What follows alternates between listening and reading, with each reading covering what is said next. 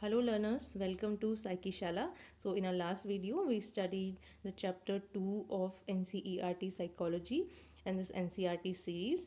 And now today we are going to study the second part. In this video, we are going to study some important methods in psychology.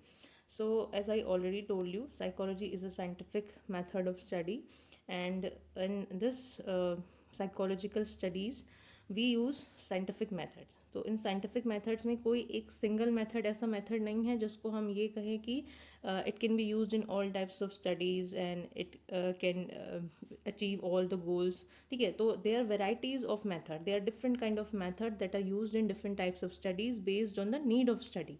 जो भी need है, जो भी hypothesis होगी, जो भी goals होंगे, उनके बेस पर हम यहाँ पे साइकोलॉजिकल इंक्वायरी मेथड को यूज़ करते हैं. So they are different methods. Like here we can see it is written that experimental method, observation method, correlation method, survey method, and there are case studies and psychological testing methods also. In this video we are trying to study till survey method. Then let's see कहाँ तक हम पहुँच पाते हैं. Okay, so let's start. So here first we have observation method. Observation जैसा कि नाम से ही आपको क्लियर है, we are observing behaviour, we are observing the variables. ठीक है, so it is a powerful tool of psychological inquiry and it is effective in describing any behaviour. Daily life में आप सब देखते हैं, हम लोग भी क्या करते हैं, आप बाहर निकलते हैं तो आप कई चीज़ें ऑब्जर्व करते हैं. आप अपने किसी फ्रेंड से मिलते हैं या किसी नए पर्सन से जब आप मिलते हैं तो आप ऑब्जर्व करते हैं कि वो कैसे बोल रहा है, कैसे उसके जो फिजिकल जेस्चर्स हैं वो कैसे है. या आसपास अगर किसी के घर पे जाते हो तो आप नोटिस करते हैं कि किस तरह से इन्होंने सामान को अरेंज किया हुआ है या किस कलर्स का यूज़ किया है. मतलब different kind of things you observe. उसमें ऐसा भी होता है कि कई बार हम चीज़ें अच्छे से ऑब्जर्व करते हैं और कई बार हम चीज़ें ऑब्जर्व नहीं करते हैं अच्छे से. तो this is a daily observing style, है ना. हम सभी के पास किसी ना किसी तरीके की ऑब्जर्विंग स्टाइल है. कुछ लोग ऐसे होते हैं जो बहुत अच्छे ऑब्जर्वर होते हैं और कुछ लोग ऐसे होते हैं जो अच्छे ऑब्जर्वर नहीं होते हैं या बहुत ज़्यादा ऑब्जर्व नहीं करते हैं. बट एक साइंटिफिक ऑब्जर्वेशन होता है, वो डे टू डे ऑब्जर्वेशन से थोड़ा डिफरेंट होता है क्योंकि वो स्ट्रक्चर्ड होता है थोड़ा. So here we have the scientific जो ऑब्जर्वेशन है वो कैसे डिफरेंट है. It has selection. ठीक है, तो यहाँ पे क्या है, यहाँ पे सिलेक्शन हम करते हैं कि हमें क्या ऑब्जर्व करना है. जो भी आपकी स्टडी है या फिर जो भी आपकी नीड्स हैं, लाइक आप काउंसलिंग कर रहे हैं किसी की एज अ थेरेपिस्ट, कोई किसी को अगर काउंसिल कर रहा है तो he has a list of things that he has to observe during the interview. Right, so here we have particular behaviour for observations. तो यहाँ पे हम दो चीज़ें देखने को हमें मिलती है कि कई बार क्या होता है कि जो ऑब्जर्वर है उसे एक अच्छा आइडिया होता है कि उसे क्या एक्टिविटीज़ ऑब्जर्व करनी है और उन्हीं को वो लिस्ट डाउन करता है. और कई बार ऐसा नहीं होता है, तो वो जो भी चीज़ें उसे इंपॉर्टेंट लगती जाती है ड्यूरिंग द कन्वर्सेशन और ड्यूरिंग द इवेंट, वो उनको नोट डाउन करते जाता है. तो the second important thing here is recording, है ना. जैसे मैंने बोला नोट डाउन करना, it means he is recording everything. तो researcher record the selected behaviour using different means. जैसे हो सकता है कि वो उसके पास कोई एक लिस्ट है या कोई पर्टिकुलर एक फॉर्मेट बना हुआ है जिसमें वो टैली लगाते जा रहा है, या फिर कैमरा वगैरह की परमिशन के साथ में वो ऑब्जर्व कर रहा है, ऑडियो रिकॉर्ड कर रहा है. ठीक है, ये या फोटोग्राफ्स ले रहा है, सिंबल्स रिकॉर्ड कर रहा है. तो ये सारी चीज़ें उसके रिकॉर्डिंग टूल्स में आ सकती है. Then he also analyse data, है ना. They analyse to derive the meaning from the behaviour. तो जो भी उन्होंने ऑब्जर्व किया उसके बेस पे वो कुछ मीनिंग निकालने की कोशिश करते हैं. So this is scientific observation. So making good observation is a skill, because एक कोई गुड ऑब्जर्वर जो होता है वो जानता है कि उसको क्या ऑब्जर्व करना है, what is he is looking for, whom he or she wants to observe, when and where, कहाँ पे उसको ऑब्जर्वेशन करनी है. ठीक है, and in what form the observation will be recorded. ठीक है, what method will be use to analyse the observation done. तो ये सारी चीज़ें इंपॉर्टेंट यहाँ पे हो जाती हैं. तो there are different types of observation. There are naturalistic versus controlled observation. ठीक है, नेचुरलिस्टिक जैसे नाम से समझ में आ रहा है कि अगर आप नेचुरल सिचुएशन में जाके स्टडी करते हैं एज इट इज़ वहाँ पे, तो वो नेचुरलिस्टिक ऑब्जर्वेशन है. अगर आप लेबोरेटरी में कंट्रोल तरीके से ऑब्जर्वेशन करें तो वो कंट्रोल ऑब्जर्वेशन है. अब ऐसा क्यों होता है कि कहाँ पे ऐसा किया जा रहा है कि नेचुरली किया जा रहा है और कहीं पे ऐसा किया जा रहा है कि आप कंट्रोल कर रहे हैं. Why it is done, because कि कुछ ऐसी सिचुएशंस होती हैं जहाँ पे नेचुरल ऑब्जर्वेशन ज़्यादा अच्छा रिजल्ट देता है और it is also possible to do that observation. जैसे अगर आपको ऑब्जर्व करना है कि क्रिकेट टीम में जो प्लेयर्स हैं वो कैसे बिहेव कर रहे हैं, अगर कोई पर्टिकुलर हमने वहाँ पे एक रूल डाल दिया है या पर्टिकुलर एक कोई ऐसी चीज़ डाल दी है जो नई चीज़ इंट्रोड्यूस की है और हमें देखना है कि वहाँ पे फील्ड में जो प्लेयर्स हैं वो कैसे रिएक्ट कर रहे हैं, तो you can just observe them playing in the playground. तो वहाँ पे आप उस प्लेग्राउंड में उनको खेलते हुए देखते हैं और ऑब्जर्व करते हैं। This is naturalistic observation. यहाँ पे observation is making observer is making no effort to control और मैनिपुलेट द सिचुएशन। ठीक है। नेक्स्ट जो आपका है नेचुरलिस्टिक की का जो अपोजिट है कंट्रोल ऑब्जर्वेशन, उसमें आप क्या कर रहे हैं कि बहुत सारी सिचुएशंस ऐसी हैं जहाँ पे आप नेचुरल इन्वायरमेंट में ऑब्जर्वेशन नहीं कर सकते हैं, so you are making the artificial environment to study in laboratory. ठीक है। बहुत सारी सिचुएशन में ये पॉसिबल नहीं होता है। लाइक अगर आपको देखना है कि अगर किसी रूम में अगर आप स्मोक करते हैं, बहुत स्मोक करते हैं मतलब सिगरेट वाला स्मोक नहीं, अगर आपने वहाँ पे किसी तरीके का स्मोक डाल दिया है या फॉगी इन्वायरमेंट कर दिया है किसी रूम में और वहाँ पे आप लोगों का बिहेवियर देखना चाह रहे हैं, तो आप कहीं इधर उधर नहीं कर सकते, आपको लेबोरेटरी में पर्टिकुलरली उस सिचुएशन को क्रिएट करना पड़ेगा। Then next type of observation is non participant and participant observation. Non participant is when the observer is not participating with the group he is observing, and participant is when he is also the participant in that group और the event that he is observing. ठीक है। Simple कि participant कब है, जब वो खुद participant बन गया उस ग्रुप का, उस इवेंट का। नॉन पार्टिसिपेंट कब है, जब वो नॉन पार्टिसिपेंट है, यानी कि वो दूर से ऑब्जर्व कर रहा है, डिस्टेंस से ऑब्जर्व कर रहा है। अब मान लीजिए एक बच्चों के ग्रुप का ऑब्जर्वेशन करना है, तो उन बच्चों के ग्रुप को अगर वो दूर बैठ कर ऑब्जर्व कर रहा है कि how they are playing, how they are reacting to each other, कैसा कौन प्लेयर कैसा है, ये सब चीज़ें तो दूर से ऑब्जर्व कर रहा है, that is non participant observation. And अगर वो खुद उस उनके जो प्ले चल रहा है या उनका जो भी गेम चल रहा है उसमें पार्ट ले और उनके साथ ही खेलने लगे, उनके साथ खेलते खेलते वो उनको ऑब्जर्व करे, दैट इज़ पार्टिसिपेंट ऑब्जर्वेशन। ठीक है। तो हमेशा पार्टिसिपेंट यहाँ पे भी डिपेंड करता है कि आपको क्या चीज़ पॉसिबल है। ठीक है। तो यहाँ पे जो भी हम ये मेथड्स पढ़ रहे हैं ना, इन सब में चीज़ों में ये देखना हमें होता है कि किस सिचुएशन में क्या चीज़ पॉसिबल है। जिस सिचुएशन में जो मेथडलॉजी पॉसिबल है तो उसको हम लेने की कोशिश करते हैं। ऐसा भी नहीं है कि कोई चीज़ बहुत अच्छी है और कोई चीज़ बहुत बुरी है। हर किसी के अपनी एडवांटेजेस हैं, हर किसी मेथड के अपने लिमिटेशंस हैं। हम यहाँ पे साथ में एडवांटेजेस और लिमिटेशन भी देखते हुए चलेंगे। ठीक है। तो क्योंकि वो भी बहुत इंपॉर्टेंट हो जाता है। यहाँ पे एक एक्सपेरिमेंट दिया हुआ है जिसमें बिब्लेटाने एंड जॉन डाले ने स्टडी करी। ठीक है। तो मैं पूरा तो भी यहाँ पे नहीं बता रही हूँ आपको, लेकिन इसमें इन्होंने 2 एक्सपेरिमेंटल ग्रुप बनाए, एक कंट्रोल ग्रुप बनाया। और ये भी आपको समझ में नहीं आएगा क्योंकि आगे हम एक्सपेरिमेंटल मेथड पढ़ेंगे तो उसमें हम जानेंगे कि what is experimental group and control group. But यहाँ पे इन्होंने इस तरीके से 2 एक्सपेरिमेंटल ग्रुप एक कंट्रोल ग्रुप बनाया और उनको एक रूम में डाला गया और वहाँ पे स्मोक कर दिया गया। ठीक है। तो इस तरीके की स्टडी है, आप इसको पढ़ सकते हैं। अभी जब हम एक्सपेरिमेंटल मेथड पढ़ेंगे तो हम इसको एक बार ब्रीफ में देख लेंगे। So in participant observation, observer become the part of the school or the group he is observing. Advantages of observation method is that it enables the researcher to study people and their behavior in naturalistic situation. The observation method is labor intensive, time consuming and susceptible to observation bias. तो ये एक advantage हो गई और दूसरी हमारी limitations हो गई। क्योंकि अगर हम देखते हैं तो ऑब्जर्वर जो होता है, हो सकता है वो अपना ऑब्जर्वर्स बायस उसमें लगा दे जो भी वो ऑब्जर्व कर रहा है, तो उसकी वजह से उसका जो रिजल्ट है वो इफेक्ट हो सकता है ना। और उसी तरीके से ये लेबर इंटेंसिव भी है क्योंकि टाइम टेकिंग है ये चीज़। ठीक है।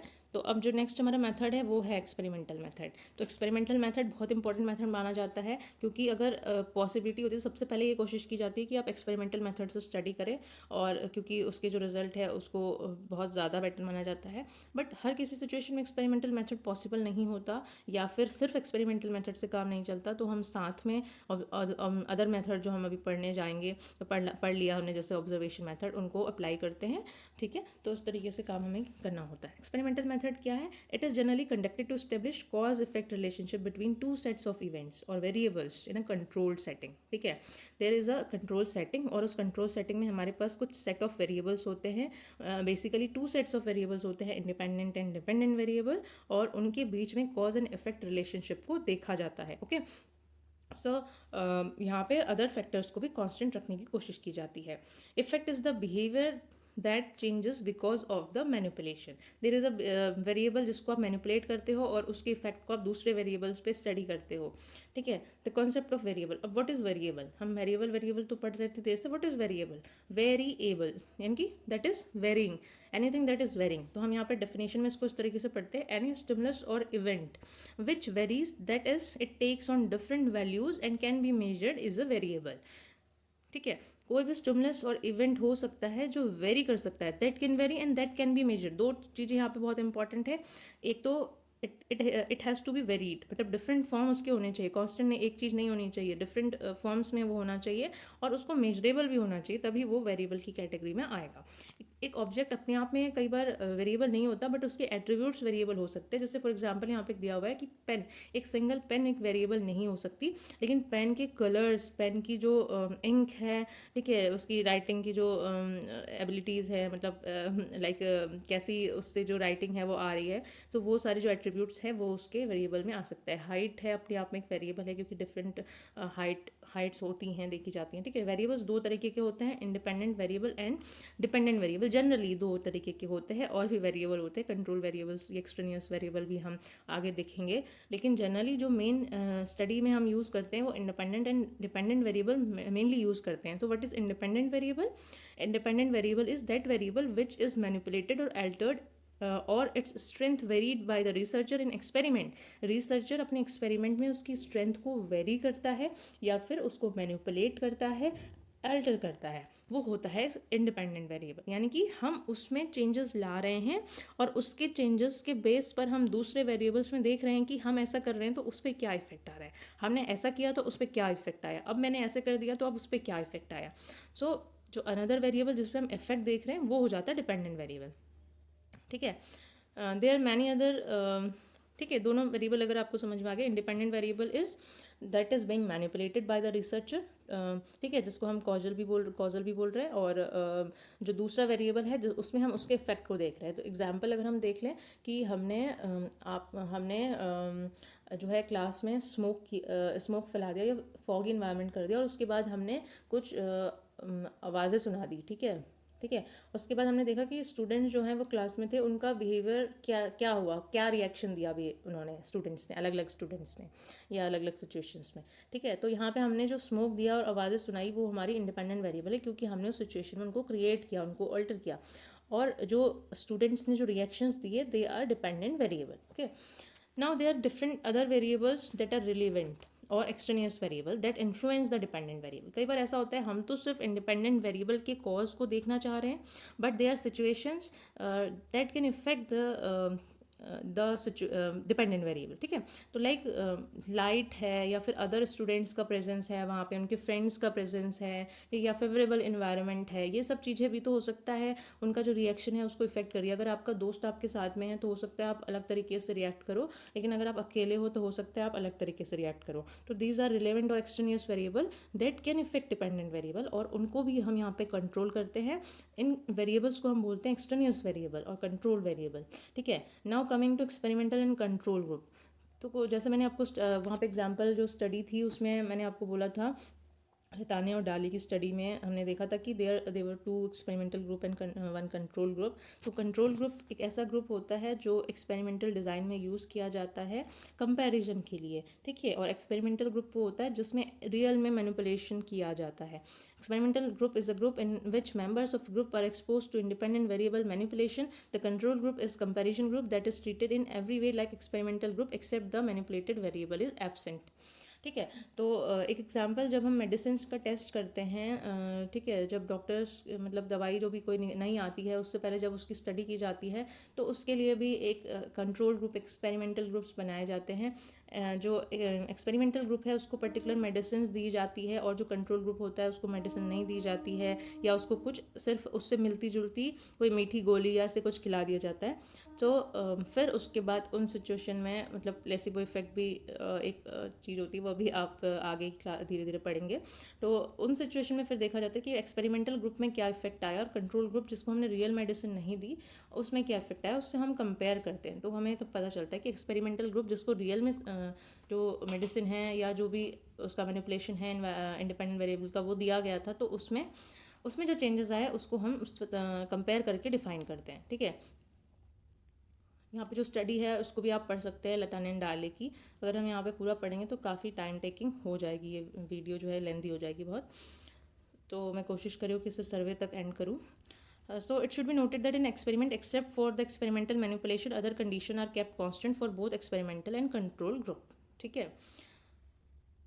The distribution of participant to experimental and control group was done randomly. क्या होता है कि जब भी एक्सपेरिमेंट किया जाता है तो कोशिश की जाती है कि जो डिफरेंट ग्रुप्स बनाए जाते हैं, चाहे वो एक एक्सपेरिमेंटल ग्रुप हो उसमें, या दो एक्सपेरिमेंटल ग्रुप हो, या दो एक्सपेरिमेंटल ग्रुप एक कंट्रोल ग्रुप हो, जो भी ग्रुप्स है उन ग्रुप्स को रैंडमली सिलेक्ट किया जाता है। रैंडमली सिलेक्ट करने का मतलब है कि जो उसमें जो पार्टिसिपेंट है उनको ऐसा नहीं कि आज मैंने अपने अपने दोस्तों को बुला के ग्रुप बना दिया और दूसरे में हमने किसी और ऐसे रैंडम किसी को भी पकड़ के उठा के बना दिया तो वो ग्रुप बन गया। ऐसा नहीं होता है, कुछ प्रोसेसेस होती हैं जिसके बेसिस पे हम बोलते हैं कि हम हर ग्रुप में हर पर्सन के सिलेक्ट होने का चांस इक्वल है, उसको हम बोलते हैं random selection. It is a method that ensure that each person has equal chance of being included in any of the group, ठीक है। हमारे पास मान लो 50 लोग हैं और 50 लोगों में से हमने 5 ग्रुप बनाने हैं, ठीक है। तो हम 50 ग्रुप में से रैंडमली एक एक एक एक करके हर ग्रुप में डालते जाएंगे, ताकि हमारे पास कोई बायसनेस का मतलब नहीं हो कि हमने इस ग्रुप में इस तरीके के लोग डाले और इस ग्रुप में इस तरीके के लोग डाले, ठीक है। नाउ उसमें रिलेवेंट वेरिएबल्स को भी कंट्रोल किया जाता है, जैसे कि ऑर्गेनिज्म वेरिएबल्स होते हैं कुछ, कि इंटेलिजेंस है, पर्सनैलिटी है, कुछ इन्वायरमेंटल वेरिएबल्स हैं, ठीक है। इन सब सिचुएशंस को भी कंट्रोल रखा जाता है कि हर जहाँ पे जैसी ज़रूरत होती है उस बेस पे हम कंट्रोल्स करते हैं, ठीक है। अब यहाँ क्या होता है, जब हम कंट्रोल कर रहे होते हैं, इन वेरिएबल्स को कंट्रोल कर रहे होते हैं, तो कैसे कंट्रोल करेंगे। इनके लिए भी कुछ मेथड्स होते हैं जिनके बेसिस पे इनको कंट्रोल किया जाता है। तो ये जो मेथड्स हैं, ये एक एलिमिनेशन मेथड होता है कि हमने उस सिचुएशन को ही एलिमिनेट कर दिया। लाइक अगर आपको लगता है कि किसी लेबोरेटरी में साउंड का इफेक्ट अगर पड़े, तो उसके बेस पे आपका, मान लो आप मेमोरी का एक्सपेरिमेंट कर रहे हैं, ठीक है, आप मेमोरी चेक कर रहे हैं, लेकिन मेमोरी के एक्सपेरिमेंट में अगर आप जब लर्निंग करवा रहे हैं, मेमोराइज करवा रहे हैं चीज़ों को, अगर बहुत नॉइज़ आ रही है, साउंड आ रही है, तो हो सकता है वो इफेक्ट करे मेमोराइज करने में। तो उस समय आपको साउंड को एलिमिनेट करना है, जो एक्स्ट्रा नॉइस है उसको एलिमिनेट करना है, तो आप एक ऐसा रूम ले लेंगे जो साउंड प्रूफ होगा, ठीक है। तो आपने एलिमिनेट कर दिया उसको। This is elimination method of controlling the variable. Then another is matching, ठीक है। कुछ ऑर्गेनिज्मिक वेरिएबल होते हैं उनके लिए मैचिंग की जाती है, ठीक है। इसमें क्या किया जाता है, दो ग्रुप्स जो होते हैं उनको मैच करके, इक्वेट करके सिलेक्शन उनका किया जाता है। जैसे कि आपने देखा कि रूरल अर्बन, ऐसे अगर आपको देखना है कि हो सकता है कि आपका जो एक्सपेरिमेंट है उसमें रूरल जो लोग हैं उनका जो रिजल्ट है वो अलग आए और अर्बन लोगों का अलग आए, क्योंकि दोनों का बिहेवियर बहुत डिफरेंट होता है, दोनों की थिंकिंग बिलीव्स बहुत डिफरेंट होते हैं। तो उन सिचुएशन में हम क्या करते हैं कि मैचिंग करते हैं, जब हम ग्रुप सिलेक्शन करते हैं कि दोनों में अर्बन रूरल आए, या फिर एक ग्रुप हमने पूरा प्योर अर्बन या एक ग्रुप हमने पूरा रूरल लिया है, इस तरीके से हम काम कर रहे हैं, या फिर हम बराबर बराबर वहाँ पे डिस्ट्रीब्यूट कर रहे हैं, मैचिंग कर रहे हैं, ठीक है। उनको इक्वेट करने की कोशिश करिए। वैसे इंटेलिजेंस में भी हो सकता है, कास्ट के फॉर्म में भी हो सकता है। Then counter balancing. Counter balancing जो होती है वो सीक्वेंस इफेक्ट के लिए होती है। सीक्वेंस इफेक्ट क्या होता है, अब कई बार क्या होता है कि अगर हमें एक एक्सपेरिमेंट में 2-3 सिचुएशंस अप्लाई करनी है, यानी कि आपने वहाँ पे बीच में कोई टास्क देना है, ठीक है, इंडिपेंडेंट वेरिएबल के फॉर्म में आपने कोई टास्क देना है, या फिर आपने कोई वहाँ पे कोई चीज़ डाल रहे हो आप, जैसे आपने स्मोक डाला था, उस हमने एग्जांपल में देखा कि स्मोक, फॉग ये डाला था, या फिर हमने साउंड डाली थी कुछ डरावनी सी, ठीक है। तो वो सब चीज़ें जब हम डाल रहे हैं तो हमें वहाँ पे सीक्वेंस का भी ध्यान रखना होता है, क्योंकि कई बार बहुत से एक्सपेरिमेंट होते हैं जहाँ पे हम ये कहते हैं कि उस सिचुएशन को बार बार करने से या तो लर्निंग इफेक्ट हो जाता है या फटीग हो जाता है, ठीक है, सीक्वेंस की वजह से भी कई बार। जैसे मान लीजिए मैं मेमोरी का एक्सपेरिमेंट करा रही हूँ, तो अगर एक ही चीज़ मैं या कोई एक्सपेरिमेंट करा रही हूँ जहाँ पे एक ही जो टास्क है उसको बार बार करवाना है, तो एक टाइम बाद बोरिंग लगने लगेगा वो, या फिर उस चीज़ की मेमोरी ही बनने लगेगी, तो वो टास्क बहुत ईजिली हो जाएगा, उस चीज़ का इफेक्ट पड़ेगा। तो उसको कंट्रोल करने के लिए मैं यहाँ पे क्या यूज़ करूँगी, काउंटर बैलेंसिंग यूज़ करूँगी। तो मान लीजिए मेरे पास एक टास्क है या एक मैनिपुलेशन है ए और दूसरा है बी, और मुझे ए को भी डालना है और बी को भी डालना है। तो मैं उस जो डिज़ाइन है उसको ए बी या ए बी बी ए इस फॉर्म में डाल दूँगी, यानी कि पहले मैंने ए कंडीशन डाली, उसके बाद अगला मैंने जो एक मतलब फर्स्ट हमारा जो ट्रायल था उसमें मैंने ए सिचुएशन डाली, सेकंड ट्रायल में बी सिचुएशन डाल दी, थर्ड ट्रायल में फिर से बी सिचुएशन डाल दी, फिर फोर्थ ट्रायल में ए सिचुएशन डाल दी। आपको समझ में आ रहा है? इस तरीके से बहुत सारे डिज़ाइंस होते हैं ऑलरेडी, इन फ्यूचर आप पढ़ोगे ये सब, तो काउंटर बैलेंसिंग में यूज़ होते हैं। ये सीक्वेंस इफेक्ट को मिनिमाइज करने के लिए होते हैं, ये इंपॉर्टेंट है। बस बहुत ज़्यादा कॉम्प्लेक्स आप अभी नहीं समझ सकते, तो अभी आप इसको इतना समझ सकते हैं, ठीक है। देन रैंडम असाइनमेंट्स यहाँ पे किया जाता है, जो हमने पहले भी पढ़ा, जिससे हम क्या एलिमिनेट करते हैं, कोई भी सिस्टमैटिक डिफरेंसेस आ रहे हैं अगर ग्रुप में, वो यहाँ पे नहीं होंगे। The strength of well design experiment is that it can provide relatively speaking cause effect relationship. Mainly experimental group का जो इम्पोर्टेंट जो एक हम मानते हैं कि क्या वो दे रहा है हमें, वो है कि वो cause effect relationship, better cause effect relationship establish करता है, ठीक है। तो ये अधिकतर लेबोरेटरी सिचुएशन में किए जाते हैं, और वहाँ पे हम जो एक्सटर्नल सिचुएशन है उसको सिमुलेट करते हैं, ठीक है। जैसे एक सिमुलेटर में हम ड्राइविंग सीखते हैं, या फिर जो पायलट्स हैं वो प्लेन चलाना सीखते हैं, वैसे ही यहाँ पे सिमुलेशन एक सिचुएशन है, वहाँ पे हम लेबोरेटरी में उसको क्रिएट कर रहे हैं, उसमें करवा रहे हैं, ठीक है। तो इससे क्या हो रहा है कि हम रियल वर्ल्ड में वो चीज़ नहीं कर पा रहे हैं। तो इससे हमें कई बार बोला जाता है जो एक्सपेरिमेंट है उनकी एक डिसएडवांटेज जो होती है वो होती है कि they have low external validity, they cannot be generalized so well in real situation, ठीक है। अब जो एक्सपेरिमेंट्स हैं वो दो तरीके के, field experiments and quasi experiments आपकी बुक में और भी होते हैं, बट यहाँ पे अभी इनको हम पढ़ेंगे। फील्ड एक्सपेरिमेंट वो हैं कि बहुत सारी सिचुएशंस ऐसी होती है जहाँ पे लेबोरेटरी में सिचुएशन नहीं हो पाती है, नहीं बन सकती है, तो उन सिचुएशंस में हम फील्ड में जाके एक्सपेरिमेंट्स करते हैं और उनको हम नेचुरल सेटिंग में करने की कोशिश करते हैं, तो उसी को हम कहते हैं field experiment. For example, researcher may want to know which method would lead to better learning among students. उसके पास 2-3 मैथड्स हैं टीचिंग के, और उसे जानना है कि कौन सा मेथड बेटर अंडरस्टैंडिंग लेकर आ सकता है। तो वो स्कूल में चला जाएगा एक क्लास में, और वहाँ पे वो उन डिफरेंट मेथड्स को डेमोस्ट्रेट करके उनके इफेक्ट को जानने की कोशिश करेगा। और यहाँ पे हम वो जो सीक्वेंस वाला जो इफेक्ट है ना, वो यहाँ पे हम अप्लाई कर सकते हैं कि एक मेथड दिया टीचिंग का, दूसरा मेथड दिया, फिर से दूसरा मेथड दिया टीचिंग का, और उसके बाद फिर से पहला मेथड दिया टीचिंग का। इस तरीके की डिज़ाइन हम वहाँ पे बना सकते हैं। The researcher may select two groups of participant, teach one group by demonstration, another group by normal teaching, and another group by third teaching method, ठीक है। यहाँ पे डिफरेंट ग्रुप्स पे भी अप्लाई कर सकते हैं हम। अगर हम एक पे नहीं कर रहे हैं तो हम डिफरेंट ग्रुप्स में ये कर सकते हैं कि एक को ये पढ़ा दिया, दूसरे को इससे पढ़ा दिया, तीसरे को इससे पढ़ा दिया, और फिर उसके बाद में हमने कंपेयर कर लिया कि किसकी बेटर लर्निंग हुई। उसमें हमें बाकी वेरिएबल्स को कांस्टेंट रखना होगा, कंट्रोल करना होगा, ठीक है। Then quasi experimental, there are some situation then cannot be created in laboratory as well as in naturalistic observation, in natural environment you cannot get such kind of situation। जैसे कि आपको example कि अगर आपको देखना है कि अर्थक्वेक में जिन बच्चों के पेरेंट्स लॉस हुए हैं उनके ऊपर स्टडी करनी है, तो आप लेबोरेटरी में ऐसा सिचुएशन नहीं बना सकते जहाँ पे अर्थक्वेक में कुछ ऐसे बच्चे, अर्थक्वेक हो और उसके बाद कुछ ऐसे बच्चे हो, दैट इज़ नॉट फिजिबल और एथिकली करेक्ट। सो इस सिचुएशन में हम रियल में उस सिचुएशन जो हो चुकी है उसके बाद के ऐसे बच्चों के पास जाएंगे जो अपने पेरेंट्स को लूज़ कर चुके हैं, और ऐसे भी बच्चों के पास जाएंगे जो अर्थक्वेक जिन्होंने फेस किया बट उनके पेरेंट्स उनके साथ हैं, तो और फिर हम उन दोनों को कंपेयर करके स्टडी कर सकते हैं। This is quasi experiment. Quasi is half experiment एक तरीके से, इसमें आपने किसी तरीके का मैनिपुलेशन नहीं किया, बट अदर जो एक्सपेरिमेंट के जो एक्सपेरिमेंट मेथड के जो अदर मतलब प्रोसेस होते हैं उनको आपने फॉलो किया, आपने मैनिपुलेशन वाला पार्ट नहीं किया। यहाँ पे ऑलरेडी जो मैनिपुलेटेड हो चुकी है वो चीज़, और ऑलरेडी वो चीज़ हो चुकी है उसको आपने किया है।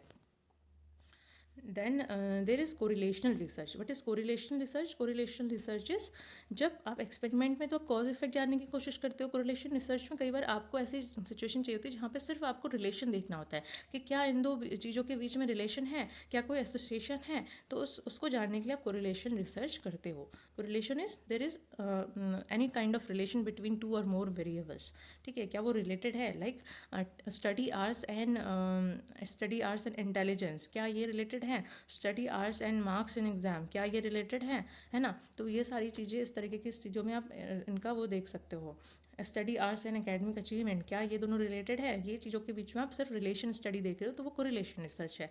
कोरिलेशन 3 टाइप्स के होते हैं basically, positive correlation, negative correlation, zero correlation. Positive correlation तब होता है जब एक वेरिएबल के बढ़ने से दूसरा वेरिएबल भी बढ़े, या एक वेरिएबल के कम होने से दूसरा भी कम हो जाए।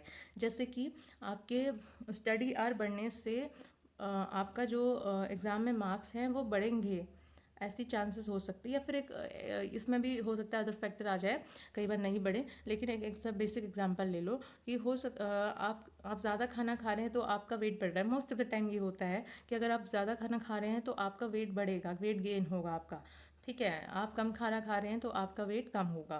तो this is positive correlation. Then there is negative correlation. Negative correlation is एक वैल्यू के बढ़ने से दूसरी वैल्यू कम हो जाती है, दूसरा वेरिएबल कम हो जाता है, ठीक है। फॉर एग्जाम्पल आपने स्टडी ऑफ आर्ट्स और आपके जो स्टडी ऑफ आर्ट्स है और आपके देखते हैं कि अदर आपके गेम खेलने में, ठीक है, आपके स्टडी ऑफ आवर्स बढ़ेंगे तो आपका जो गेम खेलने का टाइम है वो कम हो जाएगा। आपके स्टडी ऑफ आवर्स कम होंगे तो आपके खेलने का टाइम जो होगा वो ज़्यादा हो जाएगा, है ना, बढ़ जाएगा। मतलब आप अगर खेलते हो उसके अलावा बाकी टाइम में, तो यहाँ पे क्या हो रहा है, एक बढ़ रहा है तो एक कम हो रहा है ना। इस ऐसी सिचुएशन क्या है, negative correlation. Sometime there are situation जिसमें कि दो वेरिएबल्स के बीच में कोई रिलेशन ही नहीं होता है, दैट इज़ ज़ीरो कोरिलेशन की सिचुएशन। जैसे कि मान लीजिए आपके पढ़ने और आपके वेट में कोई रिलेशन नहीं है। आप ज़्यादा पढ़ो तो आपका वेट बढ़ जाएगा, कम हो जाएगा, ये हम नहीं कह सकते। तो ये कोई एक रिलेशन इसमें बहुत ज़्यादा हम नहीं मान सकते, तो हो सकता है ज़ीरो को रिलेशन। या फिर आपके हिंदी पढ़ने और मैथ्स में मार्क्स आने में कोई रिलेशन नहीं हो सकता, तो ये भी ज़ीरो को रिलेशन है, ठीक है। तो उस तरीके से कोरिलेशन में एक चीज़ इंपॉर्टेंट है कि कोरिलेशन निकालने के लिए कोरिलेशन कोफिशिएंट निकाला जाता है, और उस कोरिलेशन कोफिशिएंट की जो वैल्यू होती है वो -1 से +1 तक होती है। यहाँ पे मेंशन भी है आपके उसमें, ये रहा, एट वेरीज फ्रॉम +1 to -1, या फिर -1 से +1 भी आप कह सकते हैं नंबर लाइन के बेस पे। तो हमेशा जो कोरिलेशन की वैल्यू वो -1 से +1 के बीच में ही आएगी। +1 is perfect positive correlation, -1 is perfect negative correlation, and 0 is zero correlation. इसके बीच में जो भी आएगी तो वो हम better positive correlation, higher positive correlation, lower positive correlation, इस तरीके से उसको क्लासीफाई कर लेते हैं। So this is all till correlation research. मैंने सोचा था सर्वे रिसर्च भी हो जाएगा, बट सर्वे भी नहीं हो पाया अभी, तो हम सर्वे रिसर्च एंड बाकी जो है नेक्स्ट वीडियो में करेंगे। मिलते हैं, तब तक के लिए बाय ऑल ऑफ यू। तब तक हंसते रहिए, मुस्कुराते रहिए।